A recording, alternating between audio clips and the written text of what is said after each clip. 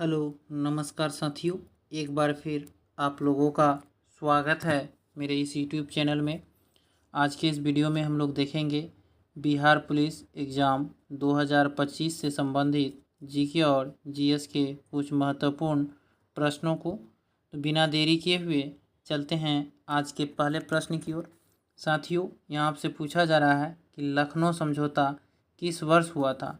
1920 में, 1916 में, 1918 में या 1907 में?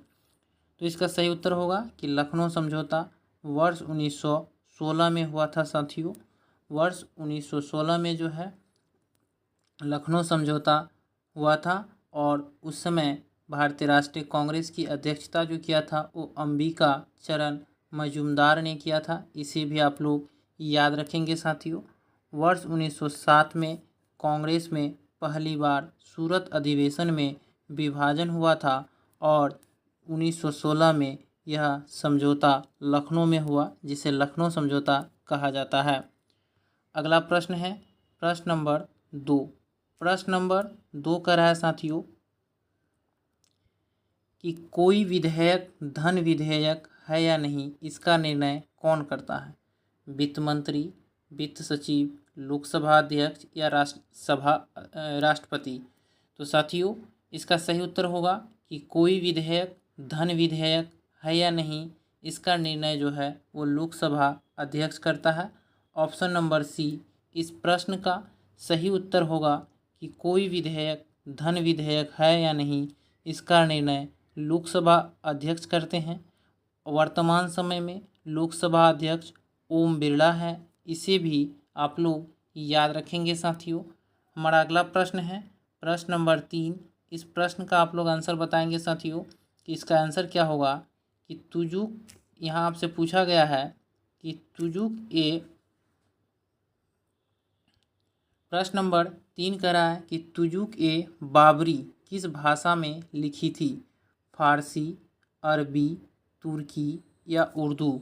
तो इसका सही उत्तर होगा साथियों कि तुजुक ए बाबरी जो है वह तुर्की भाषा में लिखा गया है। ऑप्शन नंबर सी इस प्रश्न का सही उत्तर होगा कि तुजुक ए बाबरी जो है वह तुर्की भाषा में लिखा गया है। ऑप्शन सी इसका सही उत्तर होगा साथियों। अगला प्रश्न है प्रश्न नंबर 4। प्रश्न नंबर 4 कह रहा है राष्ट्रीय ग्रामीण विकास संस्थान कहाँ स्थित है? कानपुर में, हैदराबाद में, मुंबई में या नई दिल्ली में? तो इसका उत्तर होगा साथियों कि राष्ट्रीय ग्रामीण विकास संस्थान जो है वह हैदराबाद में स्थित है। ऑप्शन बी इस प्रश्न का सही उत्तर होगा साथियों। बिहार पुलिस एग्ज़ाम में इसी तरह के ही प्रश्न पूछे जाते हैं, तो इन सारे प्रश्नों पे आप लोग ध्यान देंगे। अगला प्रश्न है प्रश्न नंबर 5। इसका आप लोग उत्तर बताएंगे साथियों कि ब्रिटिश ईस्ट इंडिया कंपनी की स्थापना कब हुई? 1628 में, 1664 में, 1600 में या 1602 में? तो इसका उत्तर होगा साथियों कि ब्रिटिश ईस्ट इंडिया कंपनी की स्थापना वर्ष 1600 ईस्वी में हुआ था। ऑप्शन सी इसका सही उत्तर होगा साथियों। प्रश्न नंबर 6 कह रहा है कि बेटी बचाओ बेटी पढ़ाओ योजना की शुरुआत कब हुई? 2017 में, 2014 में, 2015 में या 2016 में? तो इसका सही उत्तर होगा साथियों कि बेटी बचाओ बेटी पढ़ाओ योजना की शुरुआत वर्ष 2015 से हुआ है। ऑप्शन सी इसका सही उत्तर होगा साथियों। आप लोग वीडियो के अंत में कमेंट के माध्यम से बताएंगे कि आपने कुल कितना प्रश्न सही किया। अगला प्रश्न है प्रश्न नंबर 7। प्रश्न नंबर 7 कह रहा है ओजोन दिवस कब मनाया जाता है? तो इसका सही उत्तर होगा 16 सितंबर को प्रतिवर्ष ओजोन दिवस मनाते हैं। ऑप्शन बी इस प्रश्न का सही उत्तर होगा कि ओजोन दिवस जो है वह 16 सितंबर को मनाया जाता है। अगला प्रश्न है प्रश्न नंबर 8। प्रश्न नंबर 8 कह रहा है आर्य समाज के संस्थापक कौन थे?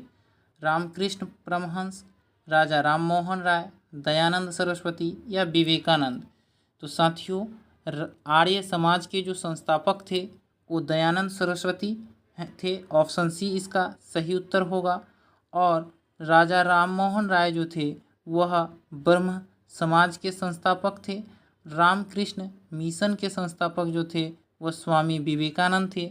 इन तीनों को आप लोग जरूर याद रखेंगे कि राजा राम मोहन राय ब्रह्म समाज का स्थापना वर्ष 1828 में किया था और स्वामी दयानंद सरस्वती आर्य समाज के संस्थापक थे। स्वामी विवेकानंद रामकृष्ण मिशन के संस्थापक थे। इन्हें आप लोग जरूर याद रखेंगे। अगला प्रश्न है, प्रश्न नंबर 9 कह रहा है निम्नलिखित में से कौन सा रोग विषाणु जनित है।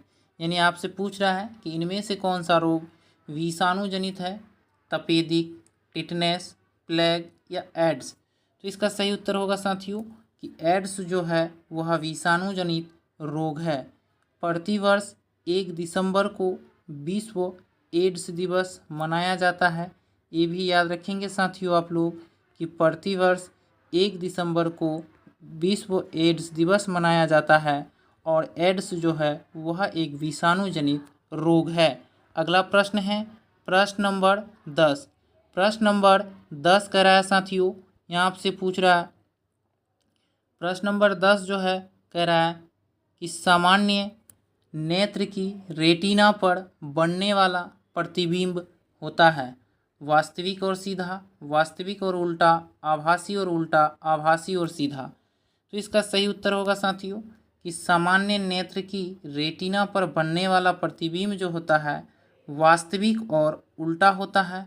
ऑप्शन बी इसका सही उत्तर होगा कि सामान्य नेत्र की रेटिना पर बनने वाला प्रतिबिंब जो होता है वह वास्तविक और उल्टा होता है। प्रश्न नंबर 11 है कि आलू का कंद एक रूपांतरित है। तो इसका उत्तर होगा तना। आलू का कंद जो है साथियों एक रूपांतरित तना है। ऑप्शन ए इसका सही उत्तर होगा।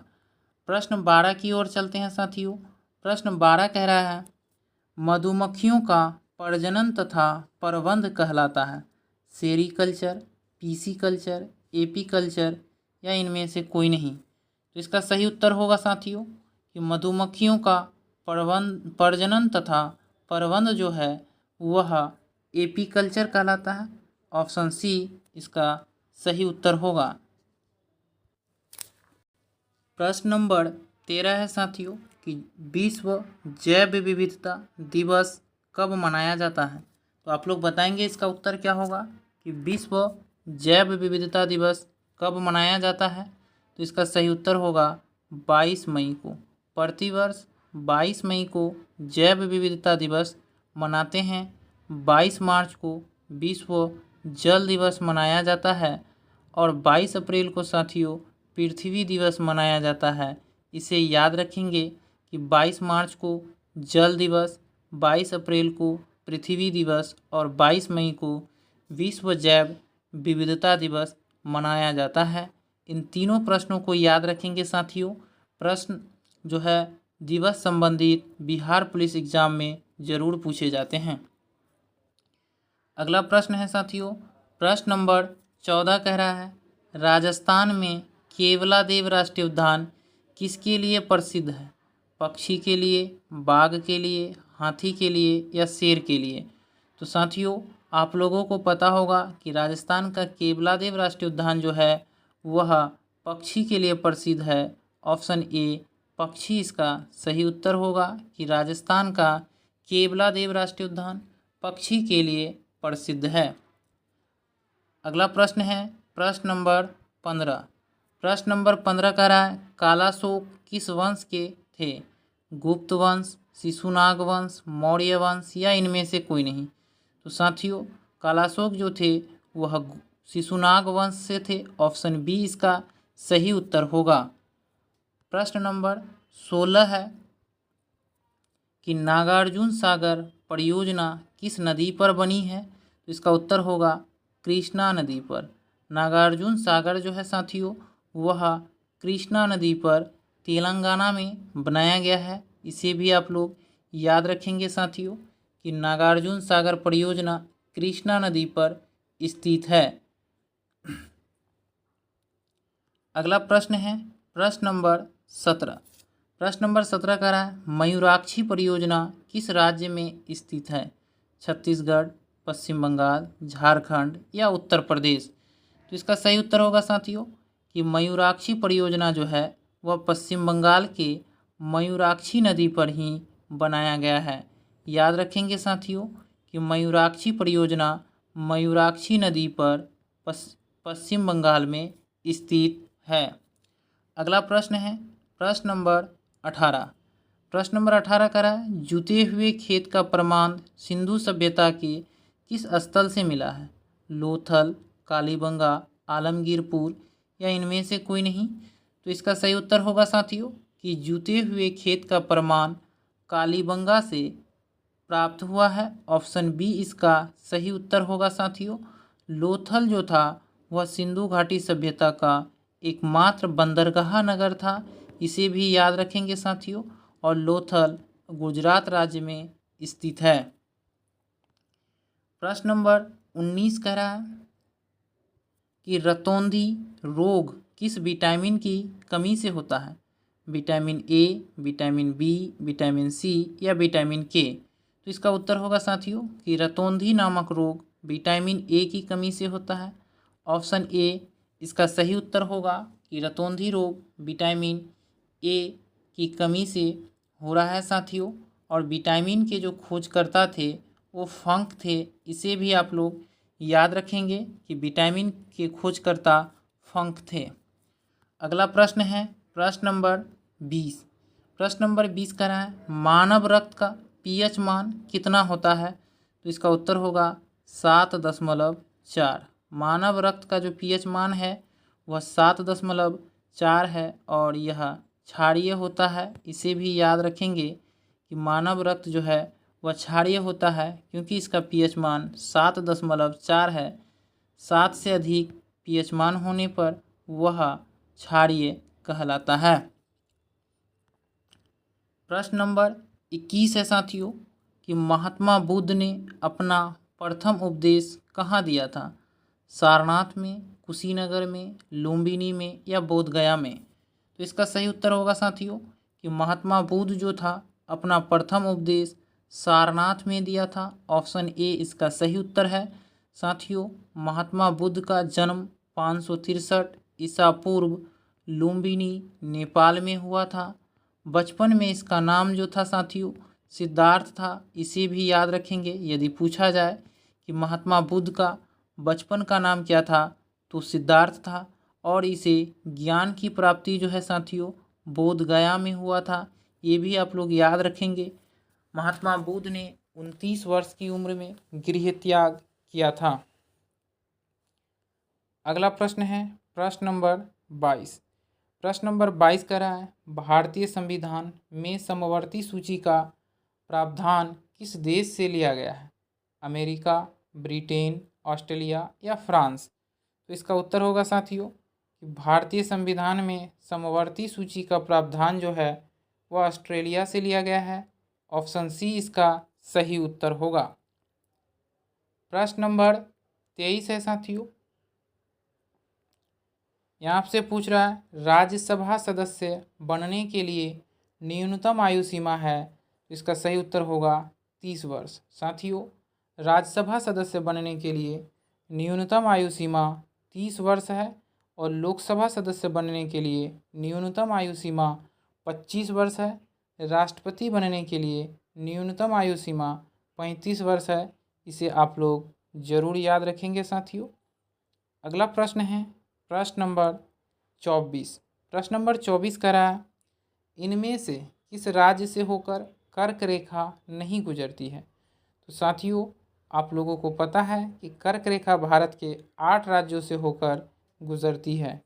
अब यहाँ जो है राजस्थान से भी कर्क रेखा गुजरती है, छत्तीसगढ़ से भी गुजरती है, उड़ीसा से साथियों नहीं गुजरती है और त्रिपुरा से गुजरती है।